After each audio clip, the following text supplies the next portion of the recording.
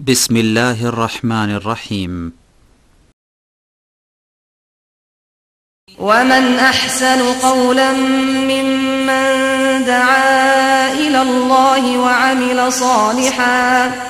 وعمل صالحا وقال إنني من المسلمين. وننزل من القرآن ما هو شفاء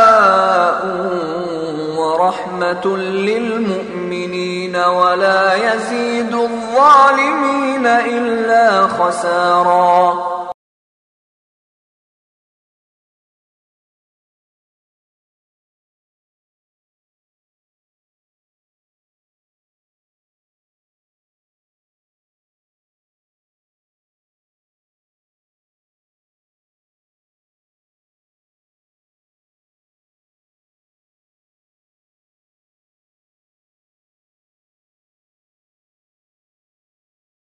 السلام عليكم ورحمة الله وبركاته.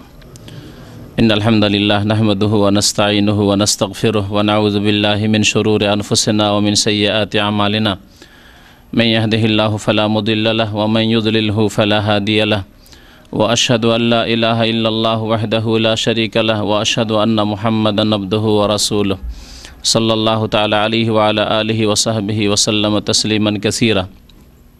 يا أيها الذين آمنوا اتقوا الله حق تقاته ولا تموتن إلا وأنتم مسلمون.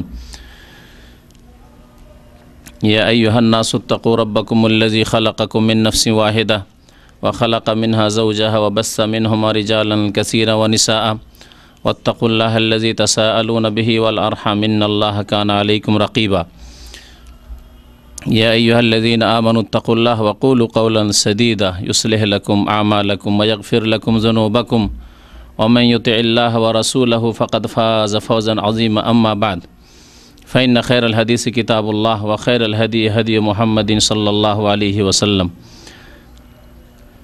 وشر الأمور محدثاتها وكل محدثة بدعة وكل بدعة ضلالة وكل ضلالة في النار. أعوذ بالله من الشيطان الرجيم. بسم الله الرحمن الرحيم. وننزل من القرآن ما هو شفاء ورحمة للمؤمنين ولا يزيد الظالمين إلا خسارة. মহান আল্লাহ রব্বুল আলমিনের সমস্ত প্রশংসা যে আল্লাহ পাক রব্বুল আলমিন কোরআনুল করিম নাজিল করেছেন, যাতে রয়েছে মানুষের অন্তরের ব্যাধির চিকিৎসা, যাতে রয়েছে মানুষের শরীরের বরং সার্বিক রোগের চিকিৎসা, সমস্ত সমস্যার সমাধান। দরুদ ও সালাম নাজিল হোক প্রিয় নবী মুহাম্মদুর রাসূলুল্লাহ সাল্লাল্লাহু আলাইহি সাল্লামের প্রতি, যিনি কোরআনে করিম এবং তার যেসব হাদিসে বর্ণিত দোয়া রয়েছে সেসব দোয়া দিয়ে ঝাড়ফুঁক, শারীরিক চিকিৎসার আদেশ প্রদান করেছেন। আল্লাহুম্মা সাল্লি আলাইহি আল্লাহুম্মা বারিক আলাইহি। গত 2 বা 3 সপ্তাহ আগে তাবিজ সম্পর্কে আলোচনা করা হয়েছে। তাবিজের সাথে আর একটি সমস্যা আমাদের দেশে, তা হচ্ছে ঝাড়ফুঁকের সমস্যা। এই সম্পর্কেও শরীয়তের সঠিক বিধান জানা আমাদের ফরজ, কারণ এর উপর নির্ভর করছে আমল। এই ঝাড়ফুঁককে আলাদা করে আপনাদেরকে বলেছিলাম যে পেশ করব আপনাদের সামনে, যাতে করে বিস্তারিত এ সম্পর্কে আলোচনা করা সম্ভব হয়। কারণ এর আগের দীর্ঘ পুরাতন আলোচনা আমার আছে, যাতে তাবিজের সাথেই ঝাড়ফুঁককে একসাথে আলোচনা করা হয়েছে, যাতে ঝাড়ফুঁকের বিষয়টি সংক্ষেপে আলোচিত হয়েছে। আজকে শুধু ঝাড়ফুঁক সম্পর্কে কোরআন এবং হাদিস থেকে আমরা কি জানতে পারি এ সম্পর্কে আপনাদের সামনে কিছু কথা পেশ করার চেষ্টা করব। আল্লাহ পাক রব্বুল আলামিন যেন আমাদেরকে কোরআন সুন্নাহ মোতাবেক সহি কথা বলার তৌফিক দান করেন এবং সঠিক কথার প্রতি আমল করার যেন তৌফিক দান করেন। ঝাড়ফুঁক সম্পর্কে সাধারণত মানুষের মধ্যে 2 শ্রেণীর মানুষ আছে, আর এই 2 শ্রেণীর মানুষের মাঝে হচ্ছে মধ্যপন্থা। এক শ্রেণীর মানুষ যারা ঝাড়ফুঁক সম্পর্কে খুব বাড়াবাড়ি করেছে ঝাড়ফুঁক করতে গিয়ে, আর এই ঝাড়ফুঁক করতে গিয়ে কোরআন সুন্নাহয় তারা সীমিত থাকেনি। কোরআন দোয়া দিয়ে, কোরআনি আয়াত দিয়ে ঝাড়ফুঁক করতে হবে। নবী করিম সাল্লাল্লাহু আলাইহি ওয়াসাল্লামের হাদিসে বর্ণিত দোয়া দিয়েই বা অর্থবোধক দোয়া দিয়ে, আল্লাহ পাকের নাম দিয়ে ঝাড়ফুঁক করতে হবে। এতে তারা নিজেকে সীমিত রাখেনি, বরং তারা এসব অতিক্রম করে অনেক অনেক শিরক এবং বিদাতে লিপ্ত হয়েছে। এক শ্রেণীর মানুষ, তাদের সংখ্যায় আমাদের সমাজে, যে সমাজের লোক আমরা, সে সমাজে বেশি।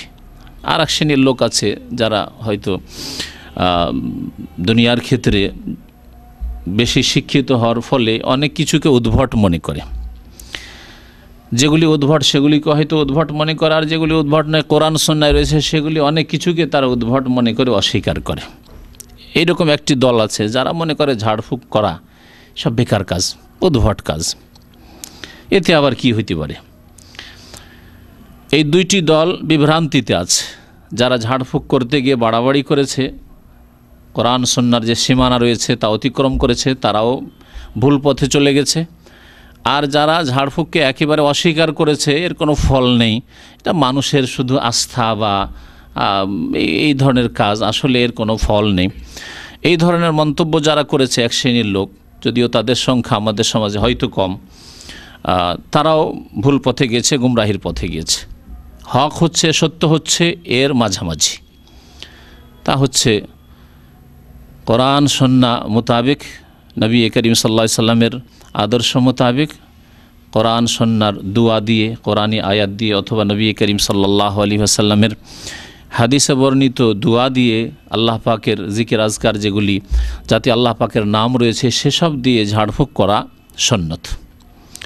এমন কি ঝাড়ফুঁকের ক্ষেত্রে যদি কোরআন হাদিসেরও দোয়া না হয়, কিন্তু আল্লাহ পাক রব্বুল আলামিনের নাম নেওয়া হয়, আর তাতে শরীয়ত বিরোধী কোনো কিছু না থাকে, অর্থ তার আপনি বুঝতে পারছেন, তাহলে তা দিয়েও উলামায়ে কেরামদের নিকটে ঝাড়ফুঁক বা দম করা যেতে পারে।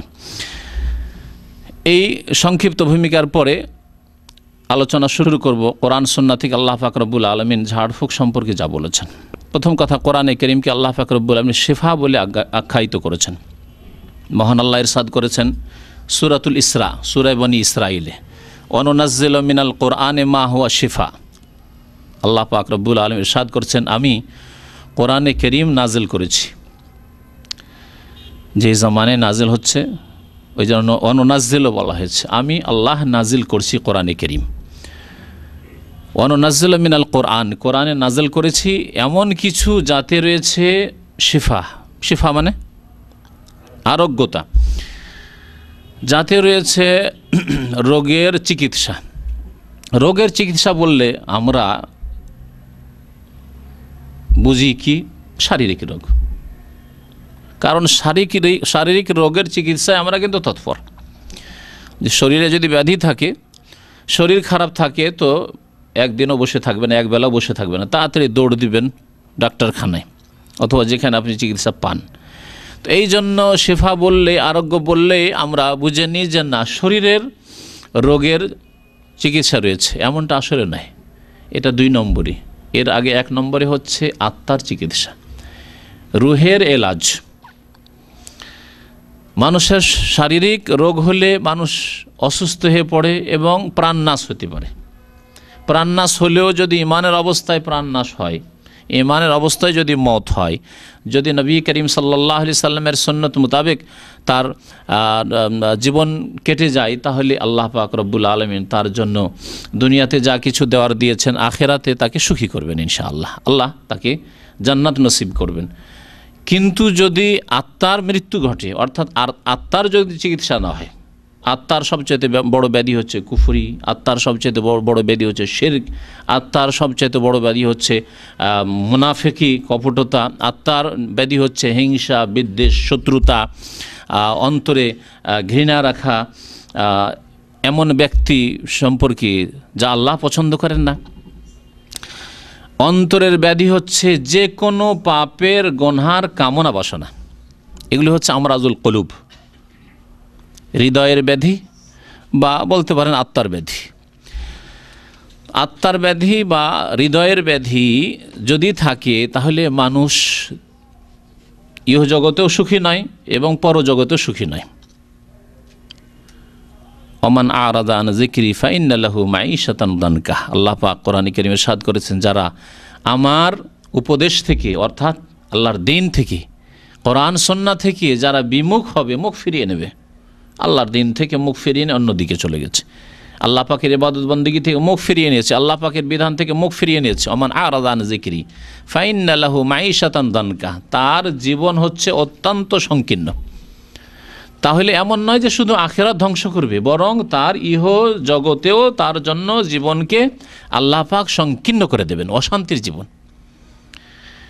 পয়সাতে তার শান্তি নেই, নেতৃত্বে শান্তি নেই, ভোগবিলাসের বস্তুতে তার শান্তি নেই, শান্তি পায় না। ফাইন্না লাহু মাঈশাতান দানকা, কারণ আল্লাহর দিন থেকে বিমুখ হয়ে গেছে।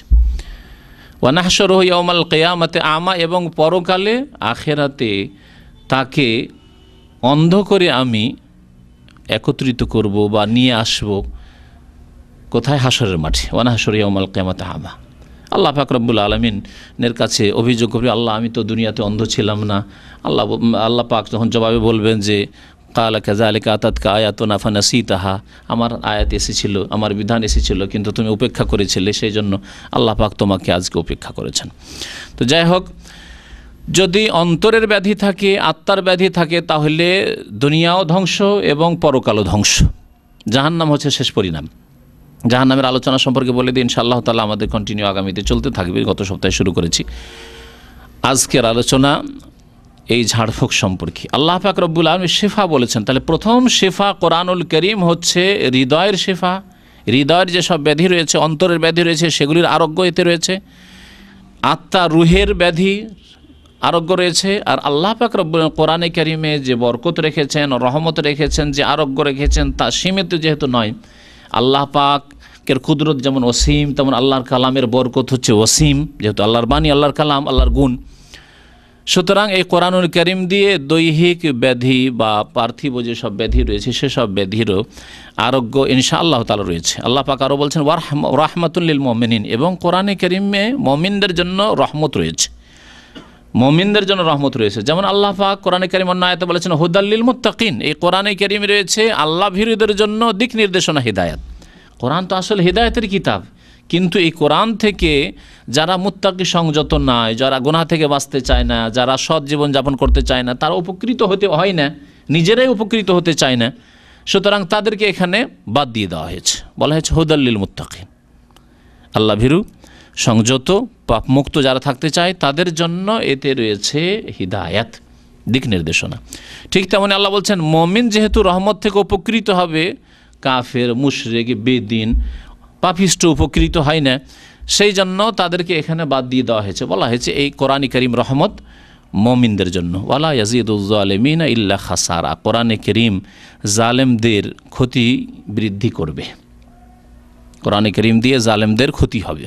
কোরআনে কারীম নাজিল হয়েছে, তার প্রতি ঈমান নিয়ে আসেনি, সুতরাং তাদের ক্ষতি আরও বৃদ্ধি হয়েছে, কুফরি স্পষ্ট হয়েছে। কোরআনে কারীম তাদের কাছে পৌঁছে গেছে, কোরআনের দাওয়াত পৌঁছে গেছে, তারপরেও শিরক ত্যাগ করেনি। আল্লাহ ছাড়া অন্যকে সিজদা করতে আছে, গায়রুল্লাহর পূজা করতে আছে, আল্লাহ ছাড়া অন্যের কাছে ফরিয়াদ দোয়া করতে আছে, সে কবর মাজার হোক আর দেবী দেবতা প্রতিমা পুতুল হোক, তাহলে তাদের ক্ষতিগ্রস্ত হওয়া আরও বেশি বৃদ্ধি পাবে, এটি স্পষ্ট। কোরআনে কারীম স্পষ্ট হয়ে যাওয়ার পরে আল্লাহ পাকের ইবাদত বন্দেগীর আদেশ আসার পরেও 5 ওয়াক্ত নামাজ আদায় করে না, সুতরাং আরও ক্ষতিগ্রস্ত। ওয়ালা ইয়াজিদুজ জালিমিনা ইল্লা খাসারা। তো এই আয়াত প্রমাণ করে যে আল্লাহ পাক রব্বুল আলামিন কোরআনুল কারীমে শিফা, আরোগ্য রেখেছেন, আরোগ্য রেখেছেন। সূরা বনী ইসরাইলের আয়াত নম্বর 82, আল্লাহ পাক রব্বুল সূরা ফুসসিলাতের একটি আয়াতে, আয়াত নম্বর 44, তাতেও কোরআনকে শিফা, আরোগ্য বলে আখ্যায়িত করেছেন। কুল হুয়া লিল্লাযিনা আমানু হুদান ওয়া শিফা, হে নবী আপনি বলে দেন, হুয়া এই কোরআনুল কারীম লিল্লাযিনা আমানু, ওই সব লোকদের জন্য যারা ঈমান নিয়ে এসেছে, হিদায়াত, এতে রয়েছে দিক নির্দেশনা, হিদায়াত, রাস্তা পাবে। অন্ধকার অবস্থায় আলোতে রাস্তা দেখায়, মানে আলো যদি জ্বলে ওঠে তাহলে রাস্তা পাবেন, কিন্তু যদি চোখ খোলেন তাহলে, আর যদি চোখ না খোলেন, অন্ধকার হয়েছিল, ঘর বা রাস্তা অন্ধকার হয়েছিল, বিদ্যুৎ ছিল না, হঠাৎ করে বিদ্যুৎ আসলে কিন্তু চোখ বন্ধ করে দিলেন, দেখতে পাবেন? রাস্তা দেখতে পাবেন না। তো কাফের, মুশরিক, পাপিষ্ট যারা কোরআনের কারীম নাজিল হওয়ার পরেও যেন চোখ বন্ধ করে আছে, অন্তরকে বন্ধ করে আছে। খাতামাল্লাহু আলা কুলুবিহিম, অন্তরকে তারা বন্ধ করে নিয়েছে, তখন আল্লাহ পাকের ওপর একটা মোহর লাগিয়ে দিয়েছে। ওয়াল আসাম, কানকে বন্ধ করে নিয়েছে, ভালো কথা যখন শুনতে চায় না তখন কানের ওপর আল্লাহ পাক একটা মোহর লাগিয়ে দিয়েছে। ওয়ালা আবসারিহিম গিশাওয়া, চোখ থাকা সত্ত্বেও যখন সত্যকে সত্য দেখে না, মিথ্যাকে মিথ্যা, বাতিলকে বাতিল দেখে না, তখন আল্লাহ পাক রব্বুল আলামিন চোখের উপর একটা ওয়ালা আবসারিহিম গিশাওয়া পর্দা ফেলে দিয়েছে। এ হচ্ছে কোরআনে কারীমের আয়াতগুলির অর্থ। আল্লাহ পাক আগে থেকেই পর্দা ফেলে দেননি, বরং আল্লাহ পাক রব্বুল আলামিন তাদের আচার আচরণ, তাদের আখলাক চরিত্র, তাদের কর্ম যেহেতু সম্যজ্ঞাত, তা দেখে আল্লাহ পাক রব্বুল আলামিন এই হুকুম লাগিয়ে দিয়েছেন, এই বিধান আরোপ করেছেন যে ওই সব লোকদের সম্পর্কে এই করা হয়েছে তাদের কর্মের কারণে। আল্লাহ পাক বলছেন এতে হেদায়েত রয়েছে এবং এতে আরোগ্য রয়েছে। তাহলে কোরআন দ্বারা প্রমাণিত যে কোরআনে আরোগ্য রয়েছে, আর এই আরোগ্য যেমন রুহের, আত্মার, হৃদয়ের, কলবের, তেমনই শরীরের।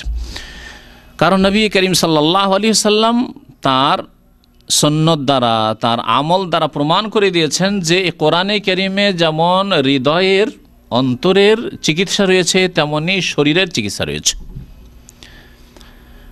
নবী করিম সাল্লাল্লাহু আলাইহি ওয়াসাল্লাম থেকে বর্ণিত, আমরা আজকে অন্তরের ব্যাধির কথা এবং অন্তরের চিকিৎসা, রোগের চিকিৎসার কথা আলোচনা করব না, বরং শারীরিক ব্যাধি এবং শারীরিক রোগের চিকিৎসার কথা কোরআন সুন্নাহ দিয়ে, আল্লাহ পাক রব্বুল আলামিনের নাম দিয়ে করা সম্পর্কে আলোচনা করব। আনাস রাদিয়াল্লাহু তাআলা আনহু বর্ণনা করেছেন সহিহ মুসলিমের হাদিস, কাল তিনি বলছেন রাখাসা রাসূলুল্লাহ সাল্লাল্লাহু আলাইহি ওয়াসাল্লাম ফির রুকিয়াতি মিনাল আইনি ওয়াল হুমা। রাসূলুল্লাহ সাল্লাল্লাহু আলাইহি ওয়াসাল্লাম অনুমতি দিয়েছেন, ছাড় দিয়েছেন ফির রুকিয়া, ঝাড়ফুঁক করার ক্ষেত্রে, দম করার ক্ষেত্রে, মিনাল আইন, যদি বদনজর লাগে। আইন মানে চক্ষু, আর আইন লাগা মানে বদনজর লাগা, ভালো আইন নয় বরং খারাপ নজর লাগা। বদনজর যদি লাগে তাহলে ঝাড়ফুঁকের নবী করিম সাল্লাল্লাহু আলাইহি সাল্লাম অনুমতি দিয়েছেন। ওয়াল হমা, এবং যে কোনো বিষের ক্ষেত্রে, সাপের বিষ হোক, বিচ্ছুর বিষ হোক, আর কোনো বিষাক্ত জীবজন্তুর, প্রাণীর বিষ হোক, বিষের ক্ষেত্রেও নবী করিম সাল্লাল্লাহু আলাইহি সাল্লাম ঝাড়ফুঁকের অনুমতি দিয়েছেন। এগুলি হচ্ছে শারীরিক ব্যাধি, শরীরের উপরে এর প্রতিক্রিয়া হয়েছে বা হতে পারে, সেই ক্ষেত্রে নবী করিম সাল্লাল্লাহু আলাইহি সাল্লাম দম করার, ঝাড়ফুঁক করার অনুমতি দিয়েছেন। এখন এই ঝাড়ফুঁক কেমন হইতে হবে এই সম্পর্কে জানতে হলে আরও বেশ কিছু হাদিস আমাদের সামনে রাসূলুল্লাহ সাল্লাল্লাহু আলাইহি সাল্লামের রয়েছে, সেগুলি সামনে আসলে আর স্পষ্ট হয়ে উঠবে যে এই দরজা কি একেবারে উন্মুক্ত, কোনো শর্ত নেই তার জন্য, না বেশ কিছু শর্ত সহ আপনার ঝাড়ফুঁকের রাস্তা খোলা আছে, না একেবারে ঝাড়ফুঁকের রাস্তা বন্ধ। প্রথম কথা জানতে পারলাম যে ঝাড়ফুঁকের রাস্তা বন্ধ নয়, নবী করিম সাল্লাল্লাহু আলাইহি সাল্লাম বিষের ক্ষেত্রে অথবা বদনজর লাগার ক্ষেত্রে ঝাড়ফুঁকের অনুমতি দিয়েছেন। নবী করিম সাল্লাল্লাহু আলাইহি সাল্লামকে জাদু করা হয়েছিল, আল্লাহ পাক রব্বুল আলামিন, সহিহ বুখারীতে ঘটনা রয়েছে। এবং সূরা নাস এবং ফালাকের তফসির, যদি যেগুলো বিশুদ্ধ তফসির, সেই তফসিরের কিতাবগুলি বিশেষ করে তফসির কাসির পড়েন, তাতে শানে নজুলে বর্ণনা করা হয়েছে যে নবী করিম সাল্লাল্লাহু আলাইহি সাল্লামকে যখন ইহুদি লাবিদ ইবনুল আসাম জাদু করেছিল, তখন নবী করিম সাল্লাল্লাহু আলাইহি সাল্লামের ওপর দীর্ঘ বেশ কয়েক মাস পরে আল্লাহ পাক রব্বুল আলামিন সূরা নাস এবং ফালাক নাযিল করলেন, তা দিয়ে নবী করিম সাল্লাল্লাহু আলাইহি সাল্লামের চিকিৎসা করা হলো। তাহলে এতে শারীরিক চিকিৎসার ব্যবস্থাও কোরআন কারীমে রয়েছে, এসব হাদিস প্রমাণ করে। আব্দুল্লাহ বিন মাসউদ রাদিয়াল্লাহু তাআলা আনহুর বিবি যায়েনব রাদিয়াল্লাহু তাআলা আনহা বর্ণনা করছেন তার স্বামী থেকে, আর তার স্বামী বর্ণনা করছেন রাসূলুল্লাহ সাল্লাল্লাহু আলাইহি ওয়াসাল্লাম থেকে, বলছেন সামিআতু রাসূলুল্লাহ সাল্লাল্লাহু আলাইহি ওয়াসাল্লাম, রাসূলুল্লাহ সাল্লাল্লাহু আলাইহি ওয়াসাল্লাম কাছে শুনেছি, ইয়াকুল ইন্নার রুকা ওয়াত তামাইম ওয়াত তিওয়ালা শিরকুন।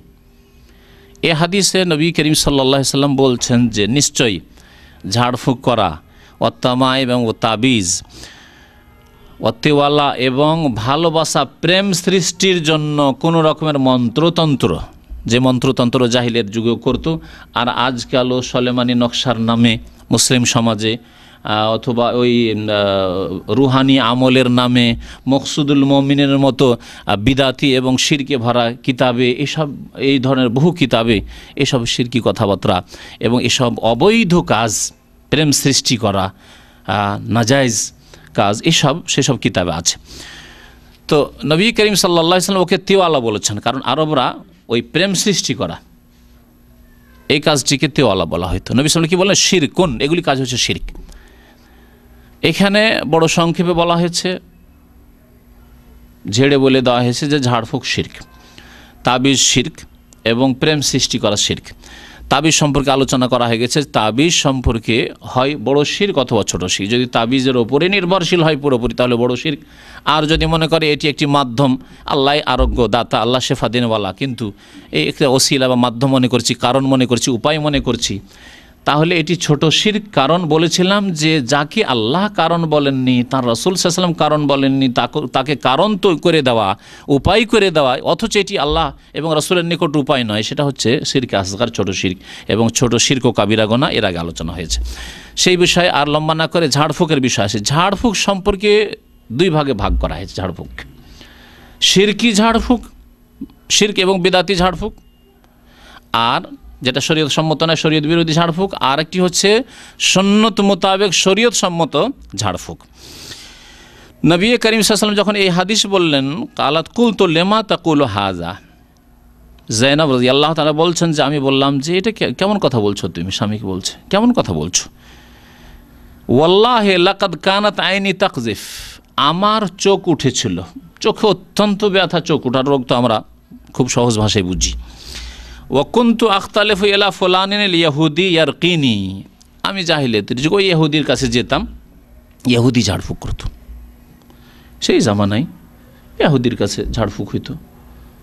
আজকাল অনেকে মুশরিক হিন্দুর কাছে ঝাড়ফুঁক করতে যায়, হ্যাঁ, যোগীর কাছে ঝাড়ফুঁক করতে যায়, সন্ন্যাসীর কাছে ঝাড়ফুঁক করতে যায়। যাওয়া জায়েজ নয় কোনো মুসলিমের জন্য। কারণ আপনি কি আশা করেন যে সেও কোনো কোরআন হাদিস দিয়ে ঝাড়ফুঁক করবে নাকি?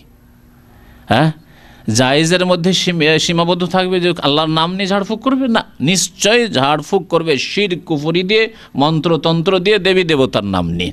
সুতরাং জায়েজ নয়। বিশেষ করে আমাদের দেশে সাপে দংশন যদি হয় তাহলে ওখানে আর কোনো বাছাবাছি নেই, কি মুসলিম কি গैर মুসলিম, কাফের, হিন্দু, বেনামাজি, ফাসিক, ওঝা সবকে ডাকে, বরং দিনদার লোকদের ডাকা হয় না। যারা কোরআন এবং হাদিস দিয়ে ঝাড়ফুঁক করবে আশা করা যেতে পারে তাদেরকেই ডাকা হয় না। এই বড় শিরকি আমল আমাদের মুসলিম সমাজে ব্যাপক হারে ছড়িয়ে রয়েছে। আল্লাহ পাক যেন মুসলিম জাতিকে শিরক কুফরি থেকে বেঁচে থাকার তৌফিক দান করে। বলছে ওই ইহুদির কাছে যেতাম, ওই ইহুদি আমাকে দম করতো, ঝাড়ফুঁক করতো তার শিরকি কথা দিয়ে। ফাইজারা কানি সাকানাত, যখন ঝাড়ফুঁক করতো তখন আমার ওই চোখের ব্যথা থেমে যেত, উপশম হয়ে যেত রোগের। ফাকাল আবদুল্লাহ বললেন ইন্নামা যাকা আমালুশ শয়তান। আবদুল্লাহ স্বামী স্ত্রীকে বোঝাচ্ছে, বলছে যে এটা তাহলে শয়তানের পক্ষ থেকে, তুমি ইহুদির কাছে ঝাড়ফুঁক করতে, আর যেমনই দম করতো তেমনই থেমে যেত তোমার ব্যথা, তোমার অসুখ ভালো হয়ে যেত, কেমন কথা বলছো? তাহলে এটি শয়তানের পক্ষ থেকে। কেমন করে? কানায়ান খোসোহা বিয়াদি, শয়তান হাত দিয়ে তোমার চোখে ঘোঁচা দিত। ফাইজা রাকাহা কাফানহা, আর যখন ইহুদি ফুঁক দিত, দম করতো, তখন শয়তান বলছে না না ঠিক আছে, ইহুদি ঝাড়ফুঁক দিছে তো, তাহলে আমাকে আর ক্ষতি করতে হবে না, তাহলে আস্থা ইহুদির ওপর হবে। আর এটি হয় যদি কেউ ওঝার কাছে যায়, কেউ যদি কাফেরের কাছে যায়, কেউ মুশরিক পত্তলিকের কাছে যায়, কবর পূজারীর কাছে যায়, তাহলে ভালো হয়ে যেতে পারে, মাজারে যায় ভালো হয়ে যেতে পারে। কারণ যে শয়তান কষ্ট দিচ্ছিল, শয়তান বলছে না কাজ তো আমার হয়ে গেছে, একে মুশরিক বানিয়ে দিয়েছি, তাহলে আর একে কষ্ট দেবো কেন, একে দৈহিক আর কষ্ট দেবো কেন, এর তো ইমান হরণ করে নিয়েছে, একে তো জাহান্নামে পৌঁছে দিয়েছি চিরকালের জন্য।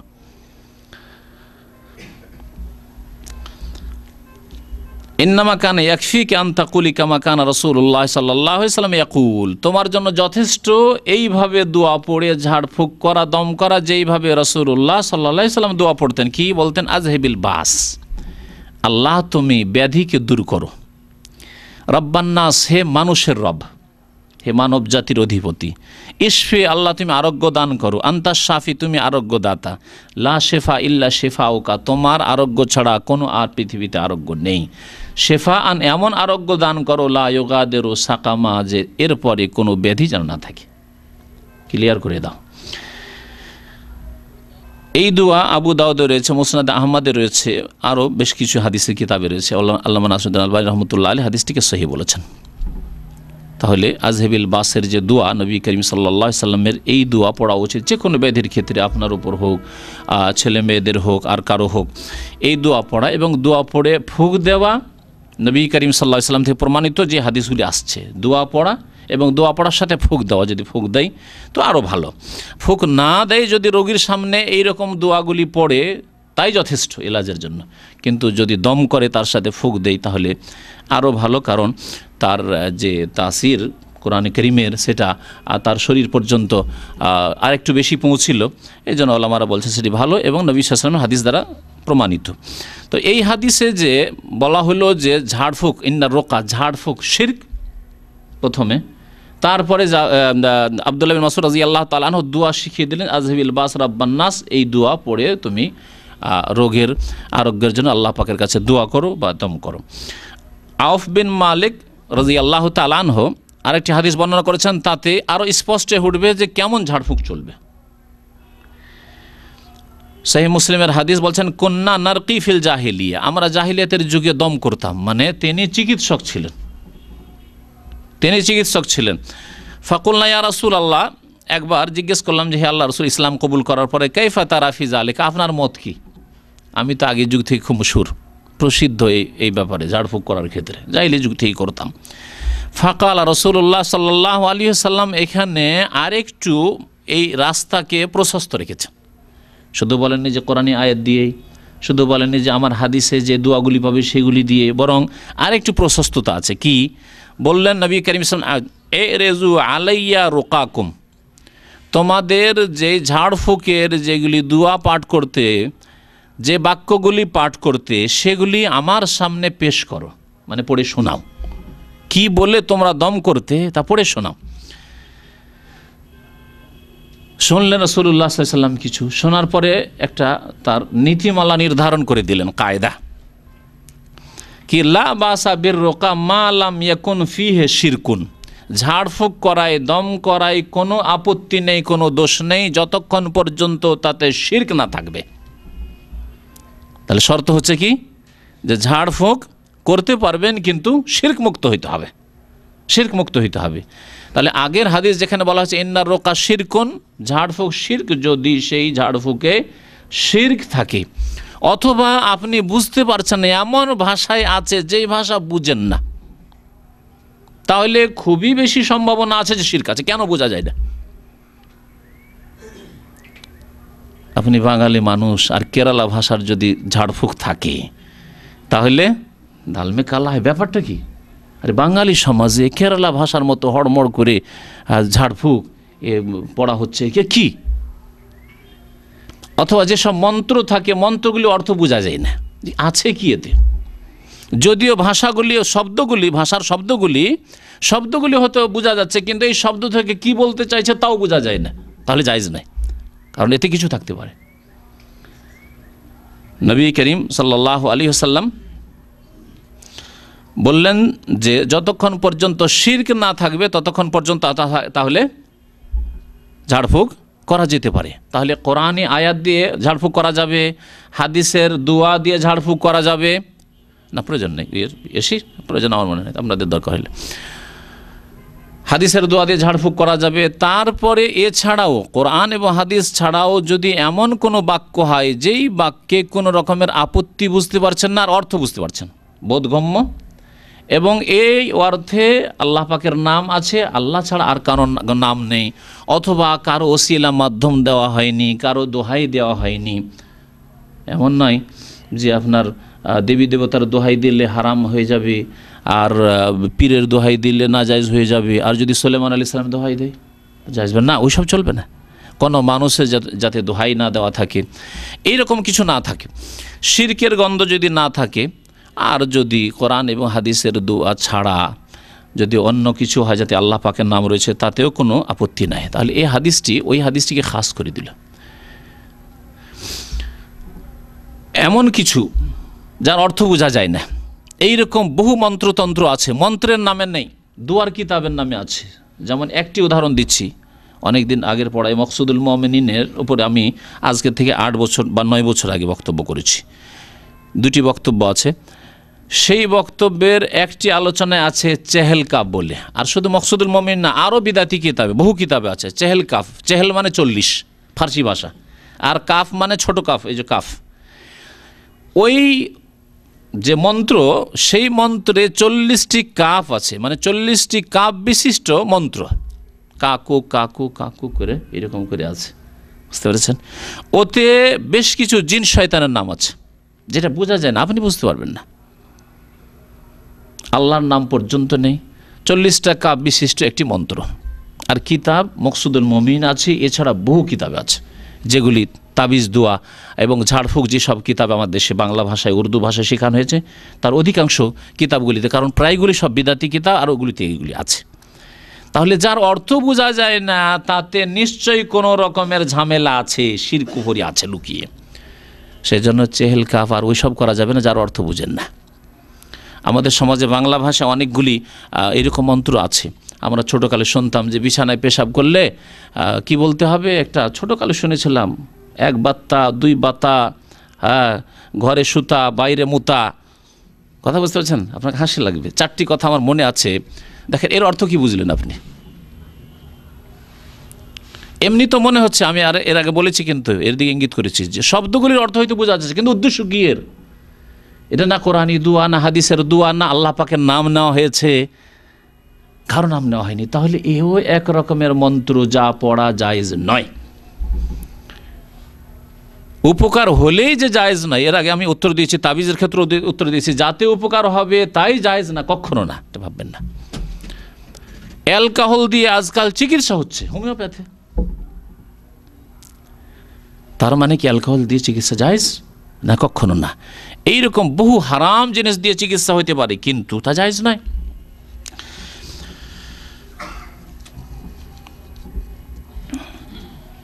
আরও বেশ কিছু হাদিস শোনায় ঝাড়ফুঁক সম্পর্কে।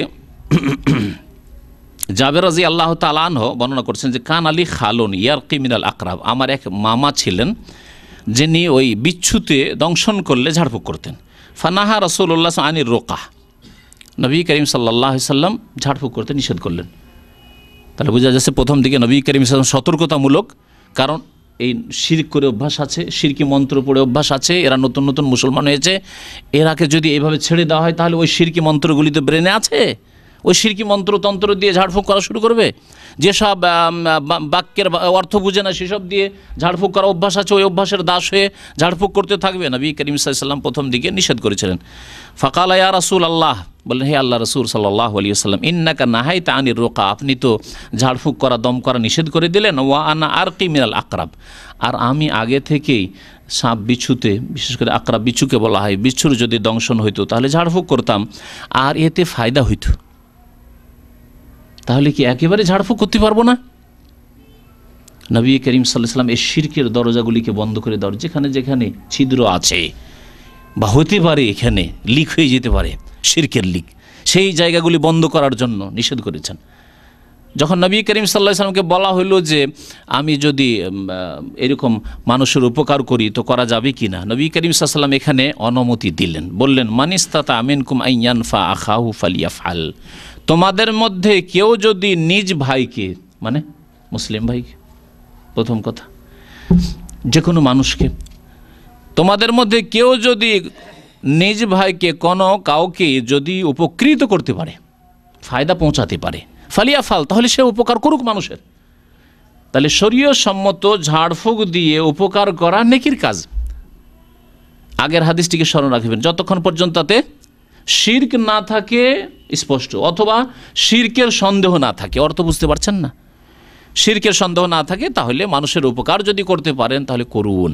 এই ক্ষেত্রে যারা ঝাড়ফুঁক করতে পারবেন তাদেরকে উৎসাহিত করা হয়েছে, এবং মানুষের উপকার যখন করা হলো তাহলে এতে অবশ্যই নেকি রয়েছে, আল্লাহ পাক এতে সওয়াব রেখেছেন।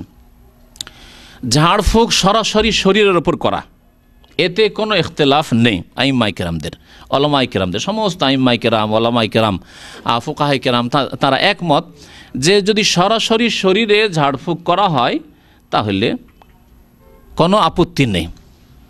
একমাত্র মহিলাদের ক্ষেত্রে পর্দার খেয়াল রাখতে হবে, তারপরে স্পর্শ করা জায়েজ না পুরুষদের ক্ষেত্রে, অথবা শিশুরা আছে, বাচ্চারা আছে, তাদের দম করার ক্ষেত্রে যেই জায়গায় ব্যথা রয়েছে বা ব্যাধি রয়েছে সেই জায়গায় হাত দেওয়া সুন্নত, অথবা কপালে হাত দিয়ে ঝাড়ফুঁক করা, দম করা সুন্নত। কিন্তু মহিলাদের ক্ষেত্রে এসবগুলি যেহেতু নিষিদ্ধ, সুতরাং এই ক্ষেত্রেও জায়েজের কোনো রাস্তা নেই। তাহলে মহিলাদের ক্ষেত্রে প্রথম কথা, যদি দম করতে হয় তো নির্জনতা জায়েজ নাই, নির্জনতা জায়েজ নাই, তার মাহরাম থাকতে হবে, মহিলার মাহরাম থাকতে হবে, স্বামী অথবা এমন ব্যক্তি যার সাথে তার বিবাহ স্থায়ীভাবে হারাম। এমন নয় যে মহিলা দুজন মহিলা হয়ে গেছে আর দুজন মহিলা বসে আছে আর আপনি ঝাড়ফুঁক করছেন, যদিও স্পর্শ তো সবসময় হারাম আজনবী মহিলা। কিন্তু যদি স্পর্শও না হয়, দূর থেকেই দম করা হয়, তারপরেও নির্জনে একা মহিলা আসবে, যেই ব্যক্তি ঝাড়ফুঁকের পেশা ধরেছে বা ঝাড়ফুঁক করে তার কাছে এ কখনো জায়েজ নয়। তো এইসব ক্ষেত্রে এইগুলি মাসলা মাসাইল খেয়াল রাখতে হবে। এছাড়া আরেকটি বিষয়ের প্রশ্ন উঠে যে ঝাড়ফুঁক ছাড়া তেলে, পানিতে, মধুতে, জৈতুনে দম করা যাবে কিনা, বা এমন কিছুতে যেগুলিতে দম করা আজকাল চলে আসছে। আমাদের দেশে জৈতুন তেল পায় না, সরিষার তেলই হোক, জমজম পায় না এমনি পানিতে হোক, আর যদি জমজম পায়, জৈতুন তেল পায় তো আরও ভালো, যদি মধু হয় তাহলে আরও ভালো। তো এগুলিতে দম করে সেগুলি ব্যবহার করা, মধুতে দম করলো তারপর মধু ব্যবহার করা, জমজমে দম করলো, জমজম এমনি বরকতের, তাতে শেফা আরোগ্য রয়েছে, তারপরে জমজমে দম করা। জৈতুন এমনিতে শেফা রয়েছে, শাজারাতুল মোবারক আল্লাহ পাক কোরআনে কারিমে বলেছেন। তারপরে জৈতুন তেলে অতিরিক্ত কোরআন সুন্নাহর দুয়া দিয়ে বা কোরআনী আয়াত দিয়ে দম করা। এ সম্পর্কে উলামায়ে কেরামদের মত কি?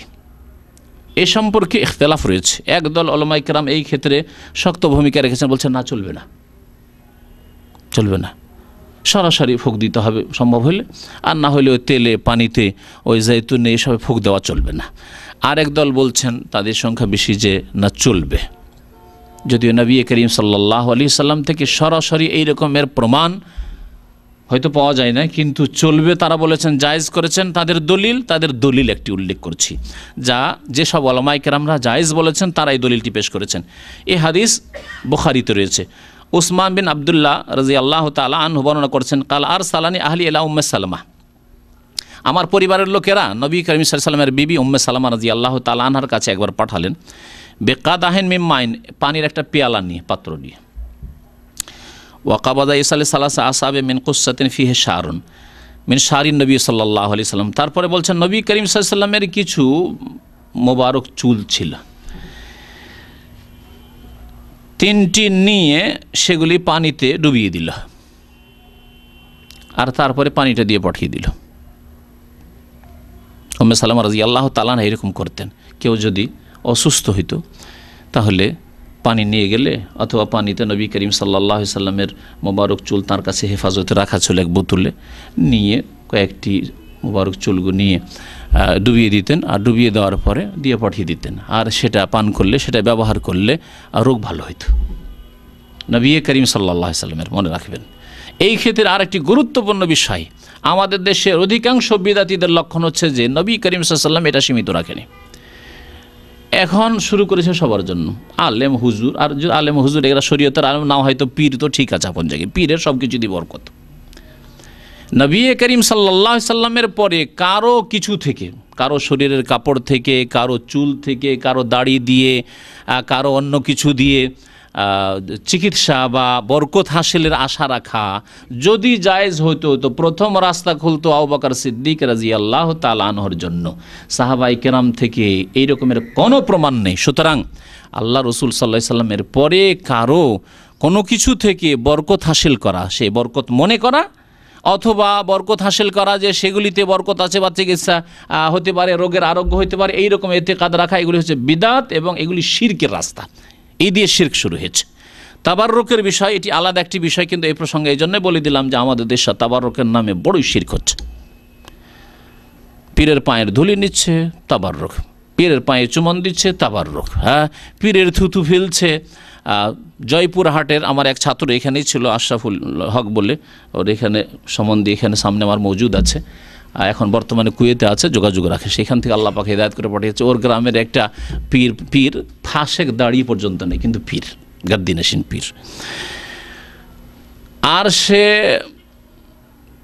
টমটমে চড়ে থাকে, আর 70-80 বছরের বুড়া বুড়া লোকেরা পিছন থেকে ছুটি আর পানের পিক ফেলে আর ধরে আর মুছে, থুতু ফেলে আর ধরে আর গায়ে মুছে, এসব করে। এগুলি শিরক, এগুলি শিরক, এবং এগুলি হচ্ছে শিরক কুফরির রাস্তা, যার দ্বারা ইসলামী কবর মাজার পূজা শুরু হয়েছে।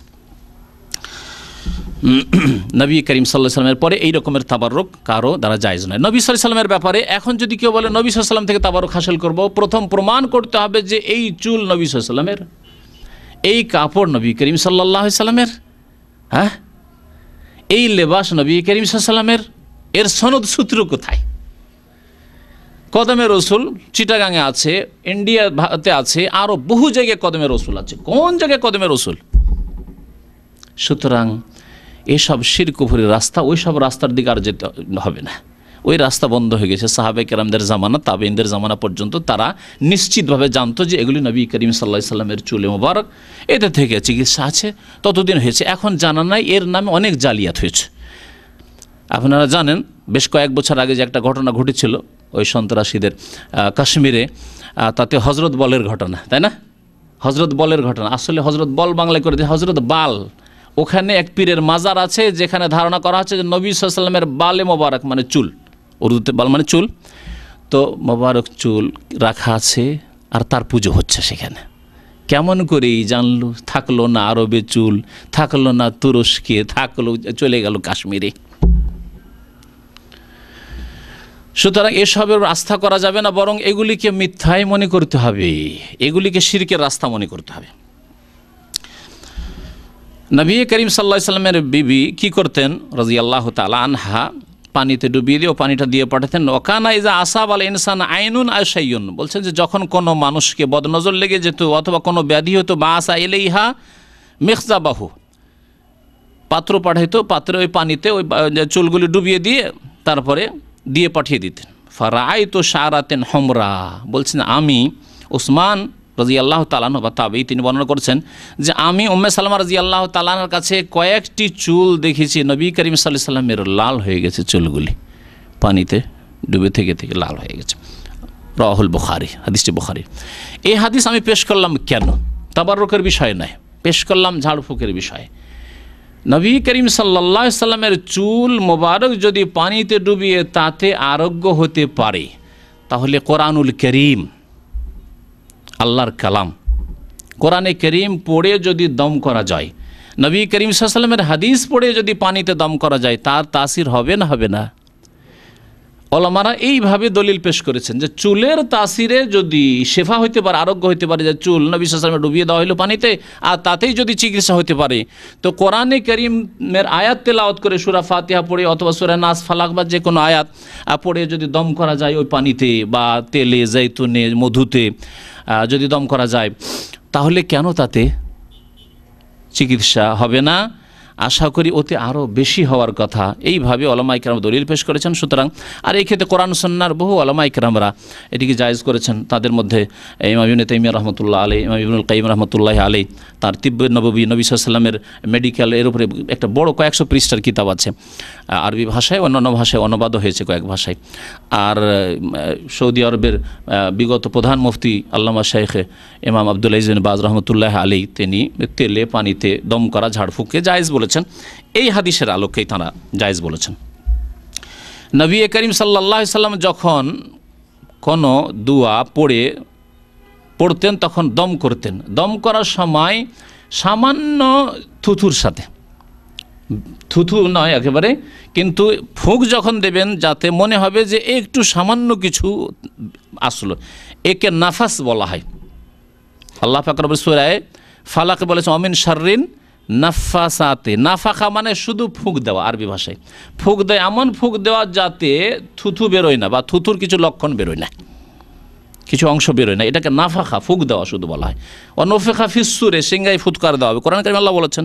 আর এখানে আল্লাহ বলেছেন অমিন শাররিন নাফাসাতে ফিল ওকাদ, জাদুকারিনীরা জাদু করে তো তারা গ্রন্থিতে গিরা লাগিয়ে কি করে ফুঁক দেয়, নাফাসা বলেছে, নাফাখা বলা হয়নি কিন্তু।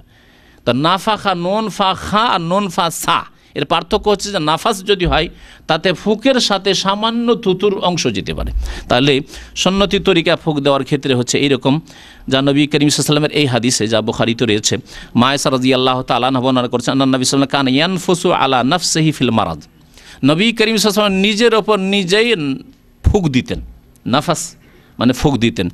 এখানে যেমন একটি বিষয় জানা গেল যে নাফাস ফুক দেওয়া, যেটা বললাম যে ফুক দিতে এমনভাবে যাতে থুথুর সামান্য কিছু অংশ যেন আসছে এরকম মনে হয়, যেমন অনেক সময় কথা বলতে গিয়ে বেরিয়ে আসে যেমন মনে হয়। তেমনই আরেকটি বিষয় জানা গেল যে অন্যের দম করার চাইতে নিজেকে নিজে দম করা সবচাইতে ভালো। যদি অন্যের দম করা জায়েজ রয়েছে এবং সুন্নাত দ্বারা প্রমাণিত, কিন্তু সবচাইতে উত্তম হচ্ছে নিজে সৎ হওয়ার যথাসাধ্য চেষ্টা করেন, হালাল খাওয়ার যথাসাধ্য চেষ্টা করেন, হারাম থেকে বেঁচে থাকার যথাসাধ্য চেষ্টা করেন, 5 ওয়াক্ত নামাজের হেফাজত করার চেষ্টা করেন, নিজে মুত্তাকি পরেজগার হওয়ার চেষ্টা করেন যথাসাধ্য। আর তার সাথে সাথে নিজের ওপর নিজেই দম করুন, নিজের ছেলে মেয়েদের ওপর নিজেই দম করুন, এর ওপর আপনি অভ্যস্ত হন। মা আয়েশা রাদিয়াল্লাহু তাআলা আনহা বলছেন যে নবী করিম সাল্লাল্লাহু আলাইহি ওয়াসাল্লাম কানা কি করতেন, ইয়ানফুসু আলা নাফসি ফিল মারাজ। নবী করিম যে কোনো অসুখে নিজের ওপর দম করতেন, বিশেষ করে যেই অসুস্থতায় তিনি ইন্তেকাল করেছেন, আল্লাজি মাতা ফিহি, আল্লাজি মাতা ফিহি। মাতা মানে কি? মাতা মানে মারা গেছেন না, মাতা ইয়ামুতু মাউতান। আরবি ভাষা বুঝনেওয়ালা মৌলভী সাহেবদেরকে বলছি, বিদাতিদের, বেরেলভিদের বলছি, আরও যেসব ভাইরা বেরেলভি ছাড়া তাদের সাথে ইখতিলাফ রাখে কিন্তু বলে হায়াতুন নবী। আমাদের শাইখুল হাদিস সাহেবও হায়াতুন নবী বলে বসে আছে বুখারীর তরজমা করতে গিয়ে ভূমিকাতে। আমাদের মানে এক শ্রেণীর লোকদের শাইখুল হাদিস, কিন্তু কখনো শাইখুল হাদিস হতে পারে না ওই ব্যক্তি যেই ব্যক্তি কোরআন হাদিসের তরজমা করছে আর তাকে এটা নজরে আসে না যে নবী করিম সাল্লাল্লাহু আলাইহি ওয়াসাল্লাম সম্পর্কে হাজার হাজার সাহাবায়ে কেরামরা, খোদ নবী সাল্লাল্লাহু আলাইহি ওয়াসাল্লামের বিবিগণ বলছেন মাতা ফিল মারাজ আল্লাজি মাতা ফিহি, যাতে তার মওত হয়েছিল, মারা গিয়েছিলেন, তারপরে হায়াতুন নবী কি করে হতে পারে? তাহলে কি করে সেই ব্যক্তি শাইখুল হাদিস হতে পারে? কখনো হতে পারে না। যেই ব্যক্তি বলবে নবী সাল্লাল্লাহু আলাইহি ওয়াসাল্লাম জীবিত আছেন, শিরক করলো সেই ব্যক্তি। আল্লাহু লা ইলাহা ইল্লা হুয়াল আল হাইয়ুল কাইয়ুম, তিনি আল হাই, সবসময় তিনি জীবিত, তিনি সর্বদাই জীবিত, চিরঞ্জীব তিনি। আর যদি বলেন নবী সাল্লাল্লাহু আলাইহি ওয়াসাল্লাম বেঁচে আছেন, তাহলে আল্লাহ পাকের সমতুল্য সমকক্ষ করে দিন, ওয়ালাম ইয়াকুল্লাহু কুফুয়ান আহাদ। আল্লাহ পাকের কেউ কুফু নেই, আল্লাহ পাকের কেউ সমকক্ষ সমতুল্য নেই। আল্লাহকে হাই বলবেন আর নবীকে হাই বলবেন, আপনার জিলানিকে হাই বলবেন, জিলানিকে বলবেন যে কবর থেকে মদত করতে উদ্ধার করতে পারেন, আপনি মুশরিক হয়ে যাবেন। তাওহীদে আপনার বিশ্বাস নেই। ওয়ালাম ইয়াকুল্লাহু কুফুয়ান আহাদ। তো নবী করিম সাল্লাল্লাহু আলাইহি ওয়াসাল্লাম সম্পর্কে মা আয়েশা কি বলছেন তা শুনে আবার বলছি, আল্লাজি মাতা ফি। আমি বহু হাদিস এরকম শুনিয়েছি, আমার একটা আলোচনা এর আগে আছে ওয়াফাতে রাসূলের উপর। বিল মুআউযাত, কি দিয়ে তিনি ফুক দিতেন? মুআউযাত পড়ে। মুআউযাত এখানে বলা হয়েছে, মুআউযাত তাইন যদি বলা হয়, 2টি মুআউযা মানে 2টি এমন সূরা যেই সূরা দিয়ে আল্লাহর আশ্রয় রাখা হয়। তাহলে কোন সূরাকে উদ্দেশ্য করা হয়? সূরা ফালাক এবং সূরা নাস। মুআউযাতাইন, কুল আউযু বিরাব্বিল ফালাক এবং কুল আউযু বিরাব্বিন নাস, আউযু আউযু করে আছে, সেই জন্য এই 2টির নাম হচ্ছে মুআউযাতাইন। সূরাতাইন মুআউযাতাইন, এমন সূরা যেই সূরা দিয়ে আল্লাহ পাকের স্মরণে বা আল্লাহ পাকের আশ্রয় রাখা হয়। আর মুআউযাত যখন বহু বচন বলা হয়েছে, ওলামারা বলেছেন সূরা ইখলাস ওতে শামিল করে নেন, কারণ সূরা ইখলাসে যদি কুল আউযু শব্দ নেই, কিন্তু যেহেতু তাওহীদ তাতে রয়েছে, পুরো কোরআনের কারীমের 1/3 অংশ এই জন্য বলা হয়েছে। কোরআনে কারীমের একটি বিষয়বস্তু হচ্ছে, টপিকস হচ্ছে তাওহীদ, সেটি এই সূরা ইখলাসে আছে। কোরআনে কারীমের আরেকটি বিষয়বস্তু হচ্ছে আর কিসসা কাহিনী, ঠিক আছে, ঘটনা বলি। আর কোরআনে কারীমের আরেকটি দিক হচ্ছে ইবাদত।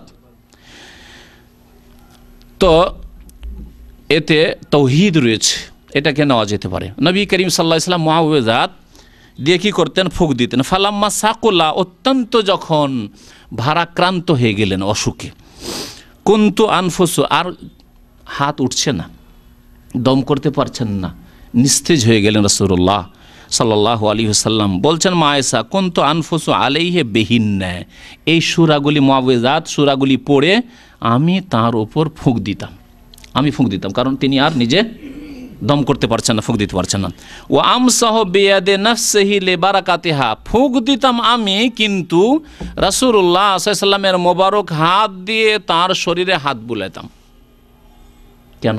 ফুঁক দিলেন মা আয়েশা, যখন নিজে ফুঁক দিলেন নিজে হাত ফিরাবেন না, তিনি না হাত ফিরিয়ে, তার হাত না ফিরিয়ে রাসূলুল্লাহ সাল্লাল্লাহু আলাইহি ওয়াসাল্লামের হাতগুলিকে ধরে আবার গায়ে হাত ফিরাতেন। কি জন্য? বলছেন তিনি লেবারাকাতিহা, রাসূলুল্লাহ সাল্লাল্লাহু আলাইহি ওয়াসাল্লামের হাতের বরকতের কারণে। কারণ আমার হাতে ওই বরকত নেই যে আমার হাত ফিরাবো রাসূলুল্লাহ সাল্লাল্লাহু আলাইহি ওয়াসাল্লামের মোবারক শরীরে। সেই জন্য রাসূলুল্লাহ সাল্লাল্লাহু আলাইহি ওয়াসাল্লাম দম করতে পারছেন না, আমি দম করে পড়ে দিতাম, আর নবী করিম সাল্লাল্লাহু আলাইহি ওয়াসাল্লামের মোবারক হাত তাঁর শরীরে ফিরাইতাম। ফাসআলতু যুহরি, প্রখ্যাত তাবেঈ যুহরিকে জিজ্ঞাসা করলেন তার ছাত্র, কাইফা ইয়ানফুসু বা কাইফা ইয়ানফুসু, কেমন করে ফুঁক দিত? কালা কানা ইয়ানফুসু আলা ইয়াদাইহি। তাহলে নবী করিম সাল্লাল্লাহু আলাইহি ওয়াসাল্লামের মোবারক হাত নিয়ে হাত বুলাইতেন, তাহলে ফুঁক দেওয়ার তরিকাটা কেমন হইতো? বলছেন যে মা আয়েশা রাদিয়াল্লাহু তাআলা আনহা নবী সাল্লাল্লাহু আলাইহি ওয়াসাল্লাম দুই হাতকে ধরতেন, আর ধরার পরে দোয়া পড়ে, মানে সূরা নাস, ফালাক, সূরা ইখলাস পড়ে, মুআউযাত পড়ে ফুঁক দিতেন। কার হাতে? রাসূলুল্লাহ সাল্লাল্লাহু আলাইহি ওয়াসাল্লামের হাতে। তারপরে নবী সাল্লাল্লাহু আলাইহি ওয়াসাল্লামের হাতে যে ফুঁক দেওয়া হলো, ওই হাত দুটো নবী করিম সাল্লাল্লাহু আলাইহি ওয়াসাল্লামের মোবারক দেহেতে ফিরিয়ে দিতেন।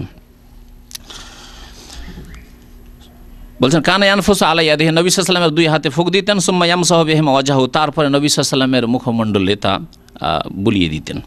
রাওয়াহুল বুখারী, বুখারী শরীফের হাদিস। মা আয়েশা রাদিয়াল্লাহু তাআলা শুধু তার মৃত্যুসজ্জায় যে যখন ছিলেন তখনকার ব্যাধির কথাই নয়, বরং আমভাবে একটি হাদিস বর্ণনা করেছে ইবনে মাজাতে, হাদিসটি রয়েছে, আল্লামা নাসিরুল আলবানী হাদিসটিকে সহিহ বলেছেন। আন আয়েশা রাদিয়াল্লাহু তাআলা আন্না নবী সাল্লাল্লাহু আলাইহি ওয়াসাল্লাম কানা ইয়ানফুসু ফির রুকিয়া, নবী করিম সাল্লাল্লাহু আলাইহি ওয়াসাল্লাম যখনই ঝাড়ফুঁক করতেন, শুধু ঝাড়ফুঁক না, তার সাথে সাথে দম করতেন, ফুঁক দিতেন। মানে শুধু দোয়া পড়তেন না, বরং রুকিয়া বলা হয় পড়াকে, তার সাথে সাথে তিনি ইয়ানফুসু মানে ফুঁক দিতেন। তাহলে ফুঁক দেওয়া এর আগে বলেছি যে সুন্নত, এটা বেশি ভালো। কিন্তু কেউ যদি ফুঁক না দেয়, দোয়া করে, যেমন একটা রোগীকে দেখতে গেছেন আপনি, আমরা অনেক রোগীকে দেখতে যাই, হাসপাতালে দেখতে গেছেন অথবা কারো বাড়িতে দেখতে গেছেন, দিয়ে পড়লেন আসআলুল্লাহাল আযীম রব্বাল আরশিল আযীম আন ইয়াশফিয়াক, আসআলুল্লাহাল আযীম রব্বাল আরশিল আযীম আন ইয়াশফিয়াক পড়লেন, অথবা বললেন আযহিবিল বাস, 7 বার পড়া, এটি হাদিস রয়েছে। আর পড়লেন আযহিবিল বাস রব্বান নাস ইশফা আনতা শাফি লা শিফা ইল্লা শিফাউকা শিফাআন লা ইউগাদিরু সাকামা পড়লেন, লা বাসা তাহুরুন ইনশাআল্লাহ, এসব পড়লেন আর চলে আসলেন।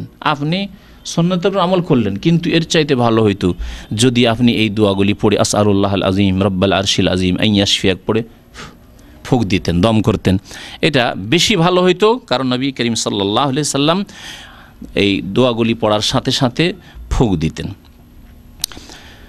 রাসূলুল্লাহ সাল্লাল্লাহু আলাইহি সাল্লামকে জিবরাইল আলাইহিস সালাম দম করতে আসতেন। তাহলে এর দ্বারা বোঝা যায় যে কোরআন সুন্নাহয় দম করার বড় গুরুত্ব রয়েছে, এবং এটাকে একেবারে এর গুরুত্ব কমিয়ে দেবেন না। কারণ এক শ্রেণীর লোকেরা দুনিয়ার দিকে এমন ঝুঁকে গেছে যে যে কোনো ক্ষেত্রে মনে করে যে না, ওর ট্যাবলেটের চিকিৎসা আছে, ওর ক্যাপসুলের চিকিৎসা আছে, কিন্তু কোরআন সুন্নাতে তার দৈহিক চিকিৎসা আছে, এ কথা চিন্তাই করে না। অথচ শুরুতে আমি বলেছি, যেসব ভাইরা পরে এসছেন তাদের অবগতির জন্য, যে আল্লাহ পাক রব্বুল আলামিন কোরআনে কারীমকে শেফা বলেছেন, তাতে অন্তরেরও শেফা রয়েছে এবং দেহেরও শেফা রয়েছে। আবু সাঈদ খুদরি রাদিয়াল্লাহু তাআলা আনহু বর্ণনা করেছেন, জিবরাইল আলাইহিস সালাম একদিন নবী সাল্লাল্লাহু আলাইহি ওয়াসাল্লামের কাছে আসলেন আর বললেন, ইয়া মুহাম্মদ সাল্লাল্লাহু আলাইহি ওয়াসাল্লাম ইশতাকাইত, আপনি অসুস্থ হয়ে পড়েছেন। বলছেন এসে ইশতাকাইত মানে আপনি অসুস্থ হয়ে পড়েছেন। ফাকালা নাম, হ্যাঁ আমি অসুস্থ আজকে। কাল তখন জিবরাইল আলাইহিস সালাম বললেন, বিসমিল্লাহি আরকিকা মিন কুল্লি শাইইন ইউযিকা, আল্লাহর নামে আপনাকে আমি দম করছি, আল্লাহর নামে। তাই আল্লাহর নাম যে নিলেন, এটি দম করা, এটি হলো দোয়া। এই জন্য জিকিরুল্লাহর সাথে আল্লাহর নামের সাথে দম করতে হবে। যদি আপনার ভাষায় করেন, একটি কথা আর বলেন, এর সাথে হয়তো আপনি আরবি ভাষায় জানান নাই, কোরআন আয়াত দু একটা জানা ছিল, পড়লেন, তারপর আল্লাহ তুমি এই রোগীকে শেফা দান করো, আল্লাহ তুমি ভালো করে দাও, আল্লাহ তোমার নাম নিয়ে বলছি তুমি ভালো করে দাও, ফুঁক দিলেন, তাহলে জায়েজ। কারণ অর্থ বুঝতে পারছেন এবং তাতে আল্লাহর নাম নিয়েছেন, সুতরাং সেটা জায়েজ।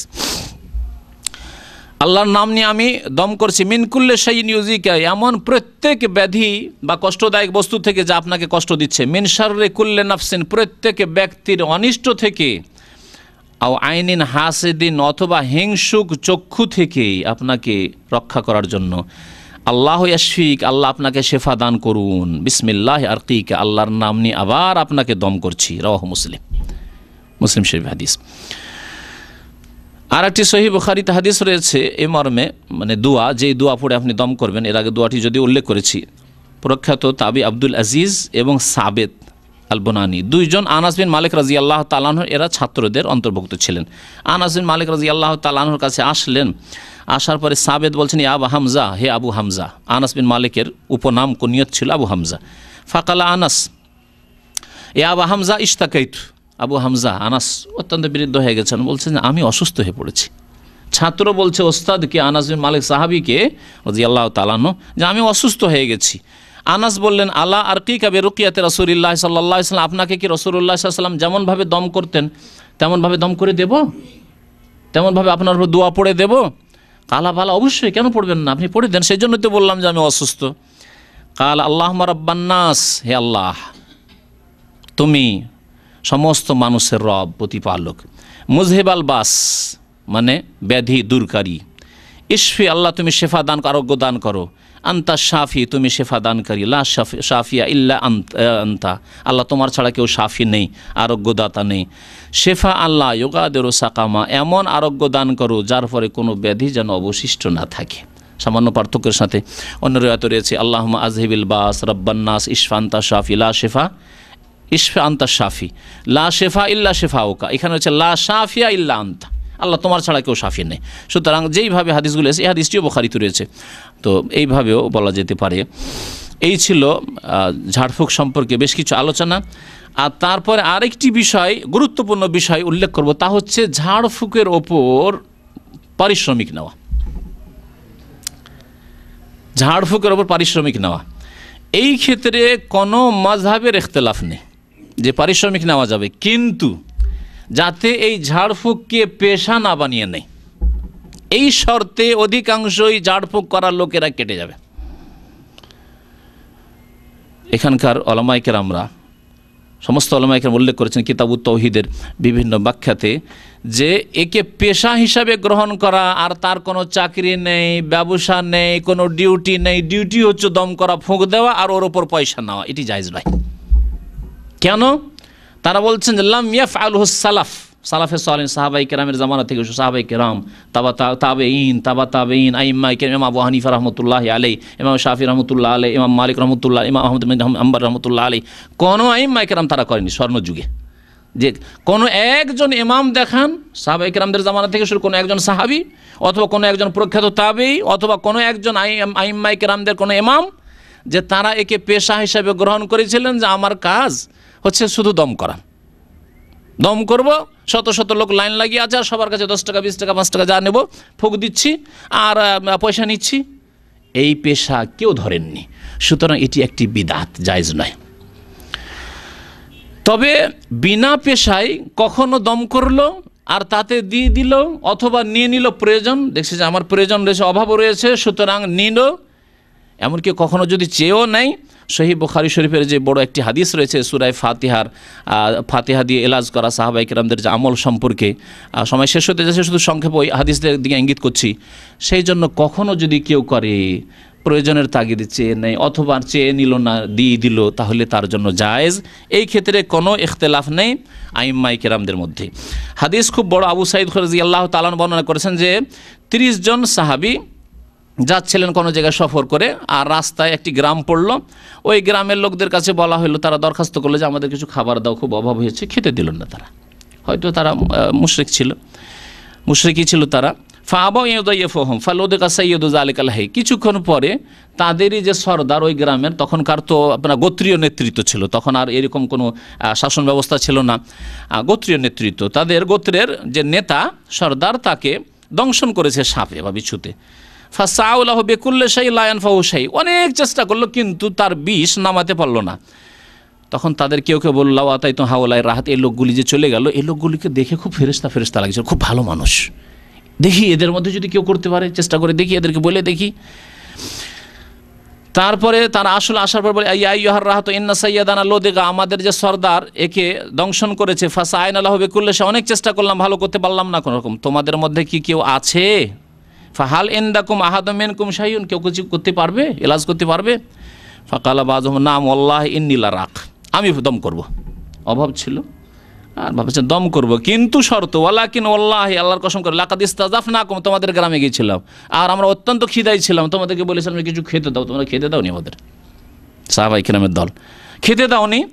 সুতরাং ফামা আনা বিরাকিন লাকুম হাত্তা তাজআলু লানা জুলান, আমাদের কি দিবে দাও বলো, আগে শর্ত করো কি দিবে, আমাদের অভাব দূর হোক আর তোমাদের কাজ হোক, তাহলে করব।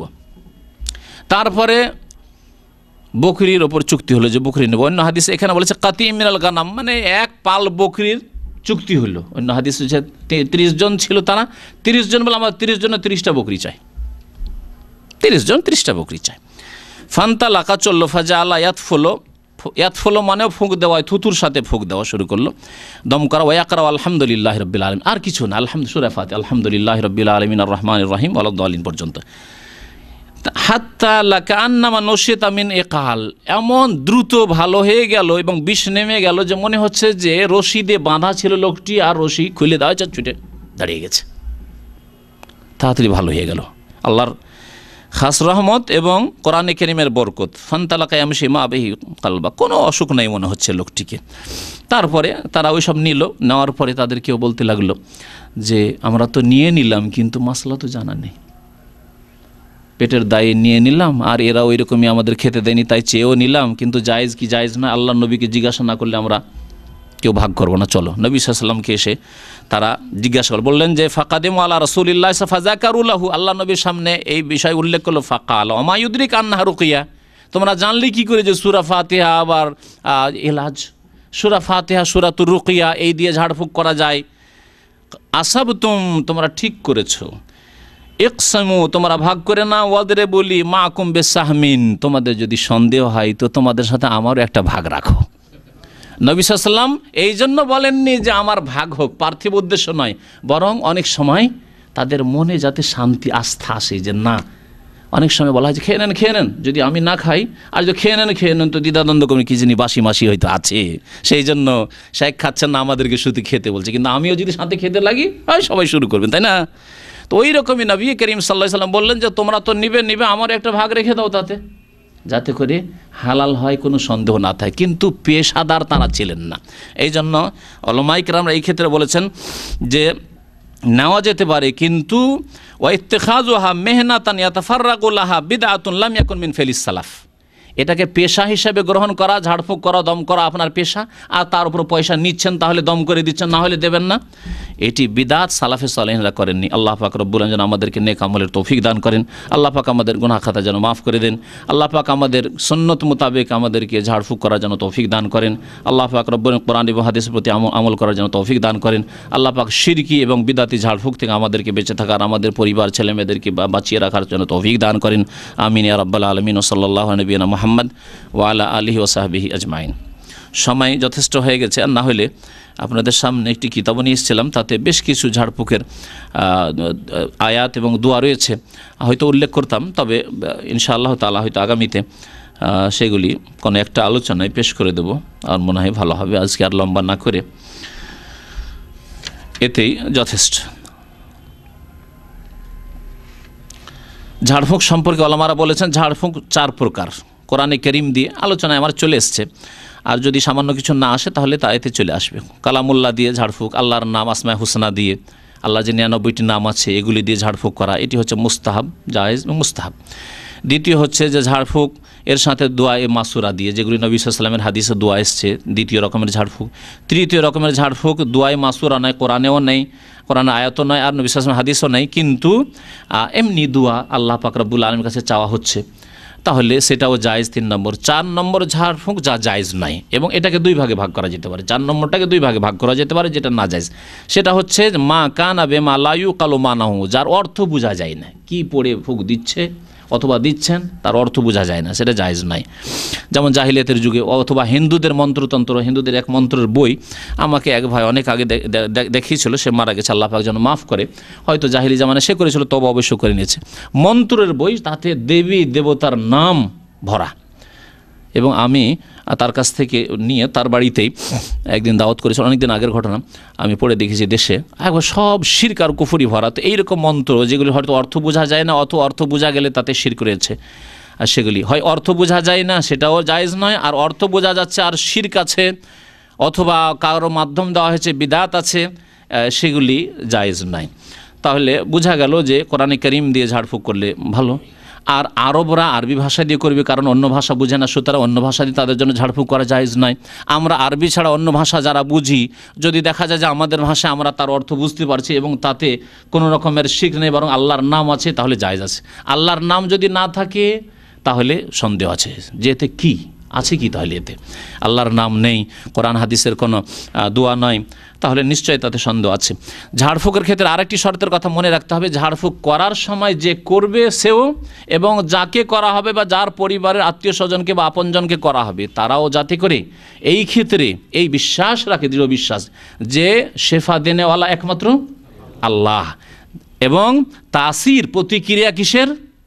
কোরআনুল কারীমের অথবা নবী সাল্লাল্লাহু আলাইহি ওয়াসাল্লামের হাদিসের দোয়ার তাসির প্রতিক্রিয়া। আমি যদি দম করি আমারও নয়, হ্যাঁ, যদি কেউ মনে করে যে আমি দম করছি আমার, অথবা আমি মনে করি না কিন্তু যারা আমার কাছে দম করার জন্য আসে তারা মনে করে যে এটা অমুক শাইখের অমুক আলেমের তাসির, তাহলে এটা শিরক হয়ে যাবে, জায়েজ নয়। কখনো মনে করবেন না যে কোনো ব্যক্তির তাসির হইতে পারে। সবচাইতে বড় তাসির হচ্ছে আল্লাহ পাক রব্বুল কালামের তাসির, নবী করিম সাল্লাল্লাহু আলাইহি সাল্লামের হাদিসের যে দোয়া রয়েছে তার তাসির মানে প্রতিক্রিয়া। সুতরাং এই এতেকাদ বিশ্বাস নিয়ে মনে করবেন আরোগ্যদাতা আল্লাহ পাক রব্বুল আলামিন, এবং প্রতিক্রিয়া যে রয়েছে ফল রয়েছে একমাত্র কোরআন কারীমের আয়াতের অথবা নবী করিম সাল্লাল্লাহু আলাইহি সাল্লামের হাদিসে বর্ণিত দোয়ার অথবা আল্লাহর নাম উল্লেখ করা হয়েছে, নেওয়া হয়েছে, সেই জন্য তার তাসির হয়েছে। কখনো কোনো ব্যক্তির তাসির মনে করবেন না যে তার প্রভাবে হয়েছে অথবা তার তাকওয়া পরহেজগারির মাধ্যমে হয়েছে, এসব মনে করবেন না। আল্লাহ পাক একমাত্র শেফা দেন, আল্লাহ পাক যেন আমাদেরকে বোঝার তৌফিক দান করেন, আমল করার যেন তৌফিক দান করেন। আমিন ইয়া রাব্বাল আলামিন। সাল্লাল্লাহু নবিয়িনা মুহাম্মদ ওয়া আলা আলিহি ওয়া সাহবিহি আজমাইন। ঝাড়ফুঁক সম্পর্কে বলেন। এক ভাই লিখেছেন যে আমার এলাকায় এক হাফেজ মাদ্রাসার প্রিন্সিপাল, সে বলেছে শোয়ার সময় বুকের উপর শাহাদাত আঙ্গুল দ্বারা যদি ওমর লিখে শোয় তাহলে তার স্বপ্নদোষ হবে না এবং তাহার উহা পরীক্ষিত, শরীয়তের বিধান কি? প্রশ্ন আশা করি শুনেছেন। আবার বলছি যে কোনো এক প্রিন্সিপাল বলেছে মাদ্রাসার যে শোয়ার সময় যদি কেউ বুকের ওপর ওমর লিখে শোয় তাহলে স্বপ্নদোষ হবে না, এটি জায়েজ নয়, হারাম। প্রথম কথা, তার সর্বনিম্ন হুকুম হচ্ছে বিদাত। ওমর নাম লিখলো মানে আল্লাহ পাকের আশ্রয় নিল নাকি, না আল্লাহ ছাড়া অন্য কারো আশ্রয় নিল? সুতরাং এটি শুধু বিদাত নয় বরং শিরক। সুতরাং এই করবেন না, কেউ ওমরের নাম লিখবেন, কেউ আলীর নাম লিখবে, কেউ হাসান হোসেনের নাম লিখবে, কেউ 555 লিখবে, আলী ফাতেমা হাসান হোসেন। আমাদের ক্যালেন্ডার গলিতে লিখাতে আলী ফাতেমা হাসান হোসেন 555। শিয়া রাফেজিদের শিরকি কুফরি মতবাদ ঢোকা আছে। আর কেউ অন্য নাম লিখবে। তারপর আমাদের দেশের লোকেরা আসহাবে কাহফের ওই কুকুর আর ওই যে 7 জন তাদের নাম লিখে, এইসব শিরকি এবং বিদাতি আমল আছে, এগুলি সব জায়েজ নয়। তারপরে আমাদের দেশে যদি গরুর পায়ে পোকা হইতো তাহলে এলাকার 7 জন সুদখোরের নাম লিখতে হবে, জানা আছে না, যে তাবিজ করতে হবে। শুনেছেন এগুলো? হ্যাঁ, অনেকে শুনেছেন হয়তো। এইরকম বহু শিরকি কুফরির রাস্তা খুলে যাবে, এগুলি হচ্ছে শিরক কুফরির রাস্তা।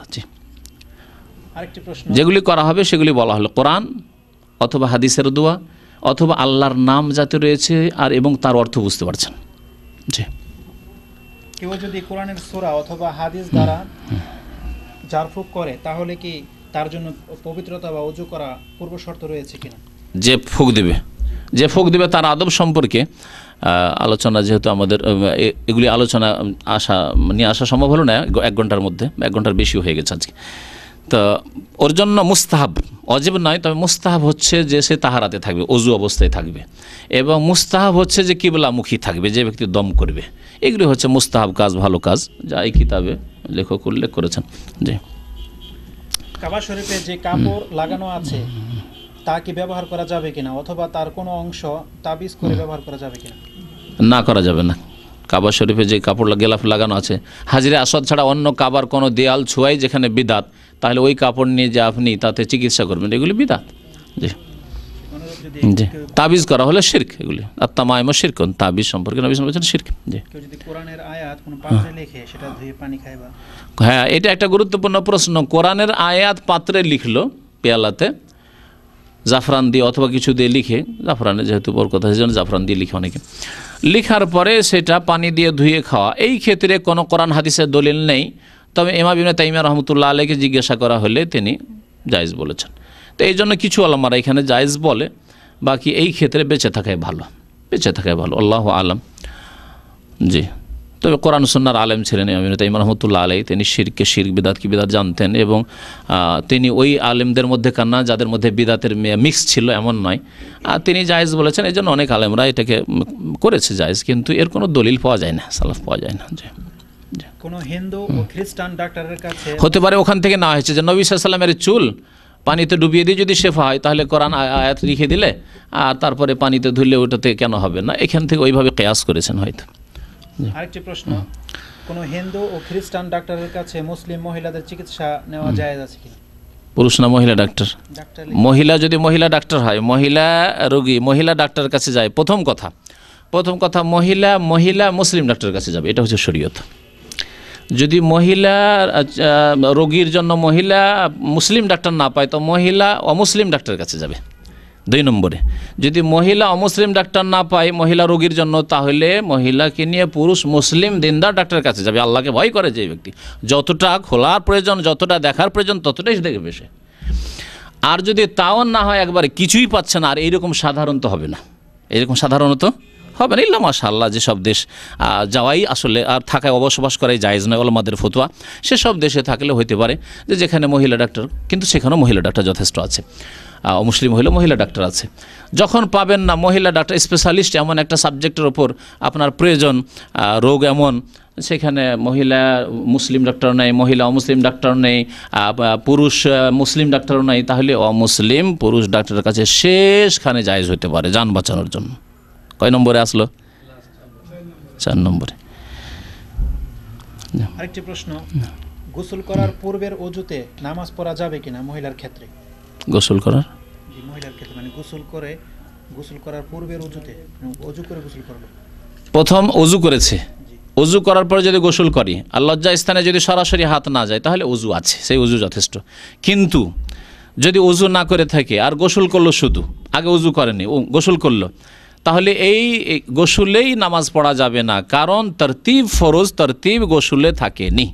যদিও সে নিয়ত করে যে আমার গোসলের অঙ্গগুলি তো ভিজেই গেল, সুতরাং এটা দিয়ে আমি গোসল দিয়ে আমার ওযু সেরে নিলাম, নিয়ত তবু হবে না, কারণ 5 নম্বরে তরতিব ফরজ, অর্থাৎ যেইভাবে নবী সাল্লাল্লাহু আলাইহি ওয়াসাল্লাম ধুয়েছেন ওই তরতিবে প্রথম মুখমণ্ডল আল্লাহ কোরআনে বলেছেন, আর তারপরে হাত বলেছেন, হাতে পানি পৌঁছাতে হবে, তারপরে মাথার মাসাজ করতে হবে, তারপরে পা ধুইতে হবে। একজন মানুষ যখন গোসল করে তখন মুখমণ্ডলে পানি যায় না, মাথায় পানি ঢালে হয়তো, তাহলে মাথায় আগে চলে গেল, মাসা 3 নম্বরে আল্লাহ উল্লেখ করেছেন। সুতরাং তরতিবের খেলাফ হওয়ার জন্য ওযু হবে না গোসলের দ্বারা, এটা হচ্ছে সঠিক।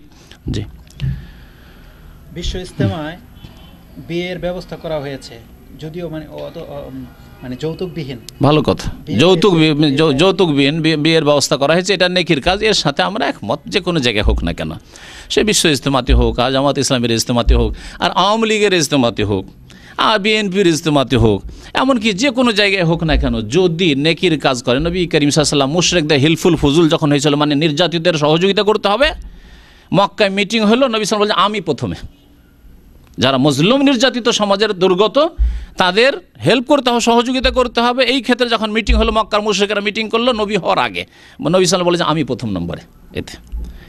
সুতরাং এই ক্ষেত্রে আমাদের কোনো দ্বিমত নেই, 5 ওয়াক্ত নামাজ পড়তে হবে, তবলিগি ভাইরা করছেন, এতে কোনো দ্বিমত নেই, কিন্তু ফাজাইল আমল পড়তে হবে, যাতে শিরক বিদাত আছে, হ্যাঁ এখানে শিরক বিদাত ছেড়ে দেন আল্লাহর রাস্তায়।